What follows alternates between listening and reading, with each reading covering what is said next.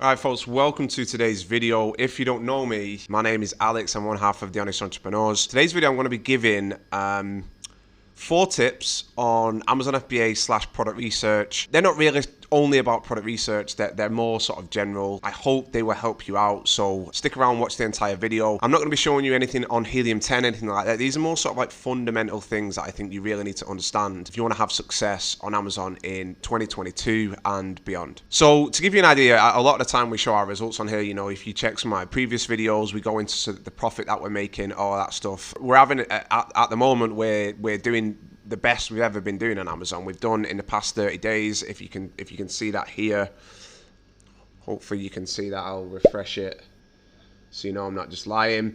We've done just over $50,000 in the last 30 days. We recently launched 2 new products that are going really well.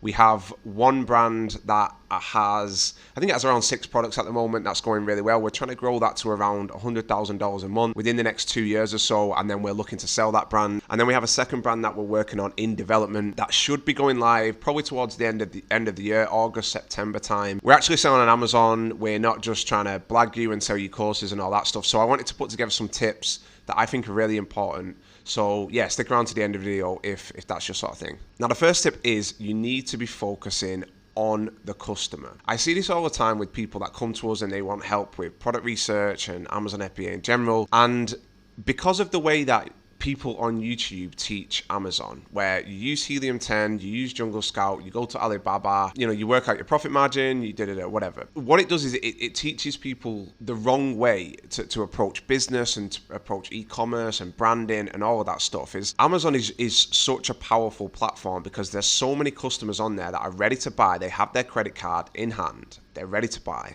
but you still need to have a deep understanding of who these customers are.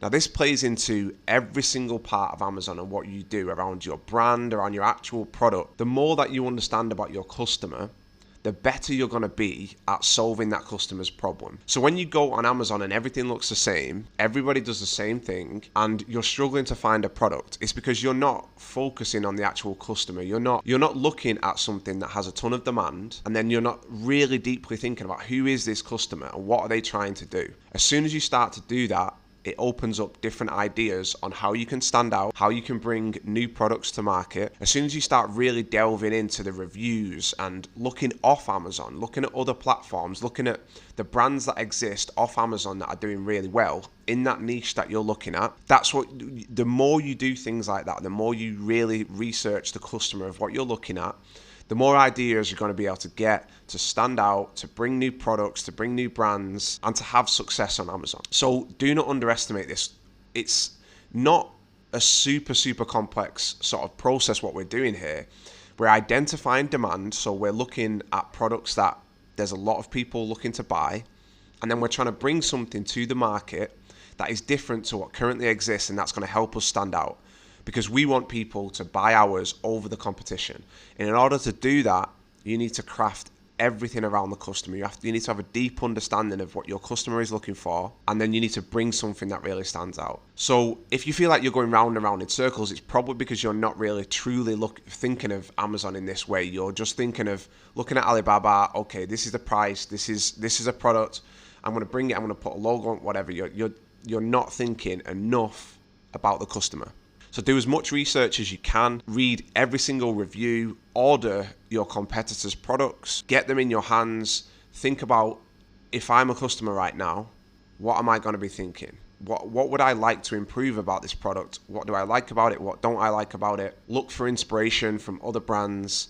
Just focus on the customer and start to really put them to the forefront of your mind when you're doing all of your product research and you're thinking about how you can bring something new to the table. So the second point is get creative. Now this is connected and super tied into my first point of knowing your customer. I see a lack of creativity everywhere on Amazon. And for me, it's why there's so much opportunity, because a lot of people talk about these Chinese brands where they're making Amazon super competitive.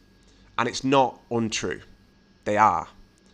But they're all doing the same thing. 99.9% of them, they're doing the same thing.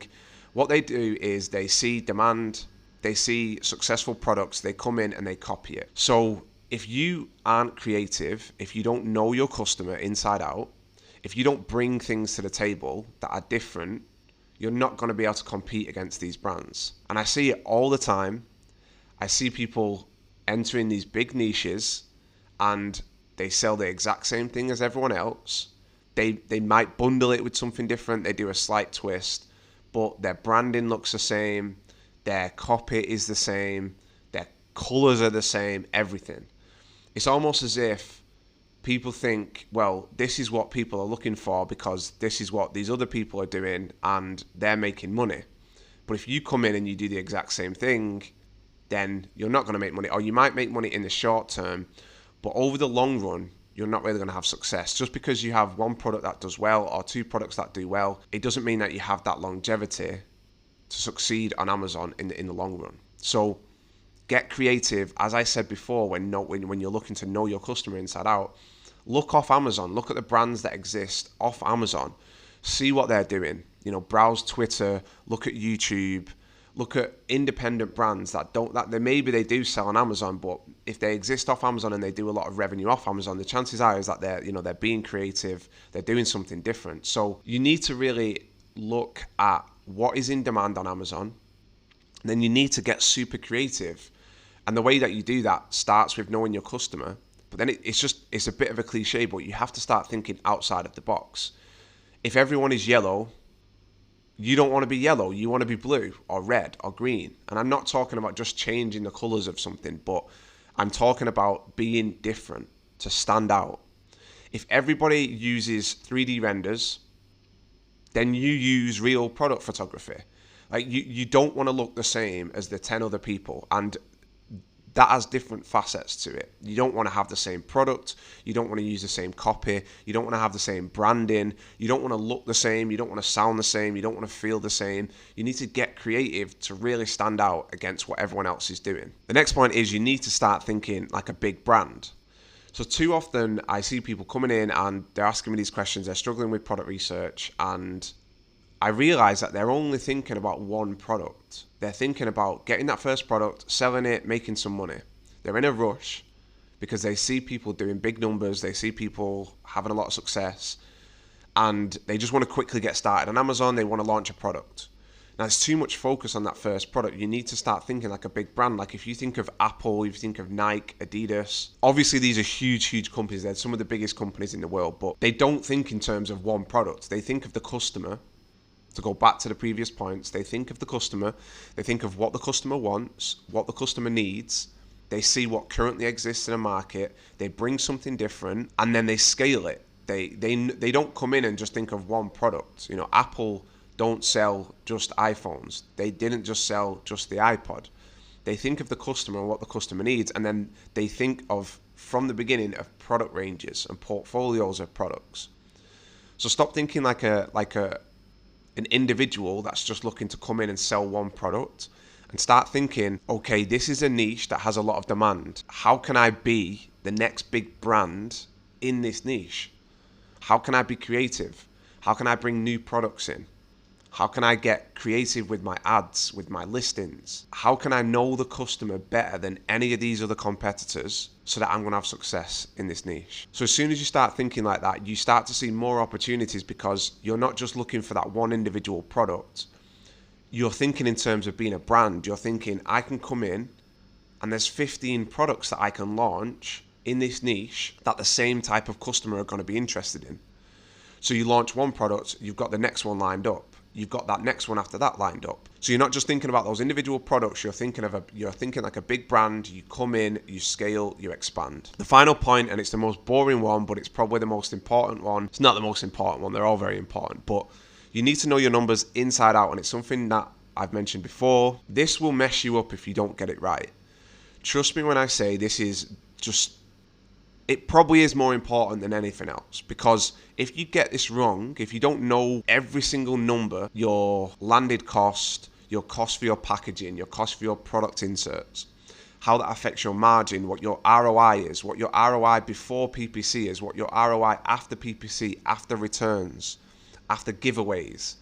If you don't know if you don't know how much you spend and how much you get back into your pocket, after you've taken everything away, all of the taxes, absolutely everything, then you're literally trying to run a marathon blind. I know some people do that and they do well, but you don't want to if you can avoid it. You want to know everything inside out. You want to know your numbers absolutely inside out. It affects everything. You can do all of the other points right. If you get this wrong and you miscalculate something, you may bring something to market, it does really well, you misunderstand the numbers, you're not actually making much money, you've wasted 6 months of your time.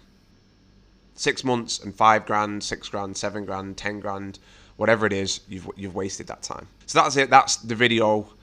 You've got to know your customer, you've got to get creative, always try and get creative. See this as something, an opportunity where you can be different.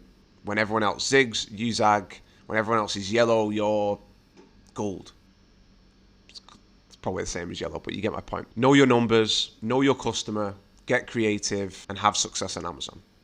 If you enjoyed the video, I would love a like, a subscribe, a comment, all of that jazz. I hope you enjoyed it. I'm going to be bringing more of these videos as often as I can. Tom's going to be doing some more as well. Check out one of the other videos that you see here, and I will see you in the next one.